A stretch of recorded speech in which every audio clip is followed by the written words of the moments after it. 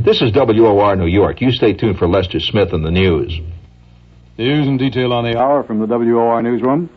The doctors at Research Hospital in Kansas City report tonight that former President Harry Truman remains in about the same condition as he was earlier in the day.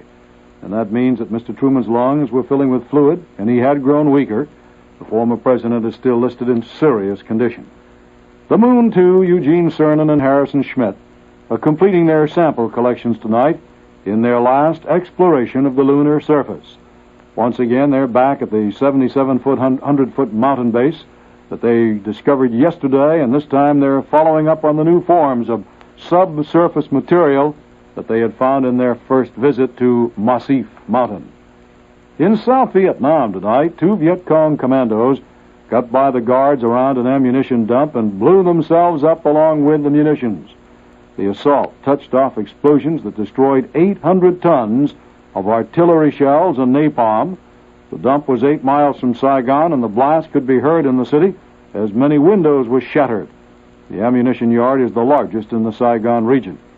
Earlier, heavy fighting was reported all day 20 miles west of Saigon, the opposite side of the munitions explosion. Saigon military sources said that 56 enemy soldiers were killed and 3 South Vietnamese soldiers died in those battles.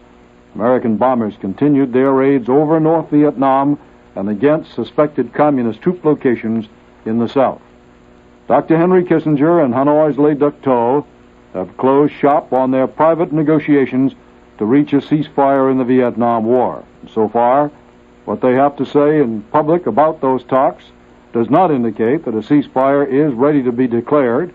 Dr. Kissinger will report to President Nixon first thing tomorrow morning upon arrival in Washington from Paris. A North Vietnamese source would only say about the talks, things don't look so good. Just before leaving Paris, Dr. Kissinger said that Paris contact will be maintained with the North Vietnamese.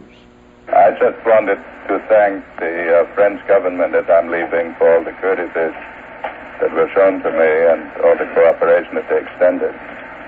As was announced in Washington this afternoon, Special Advisor Le-Duc-Tho and I will remain in contact through messages, and we will then decide whether another meeting is necessary. And friends, in the meantime, Ambassador Sullivan and 2 members of my staff are staying here, and they will be meeting experts of the other side under the leadership of Ambassador Porter.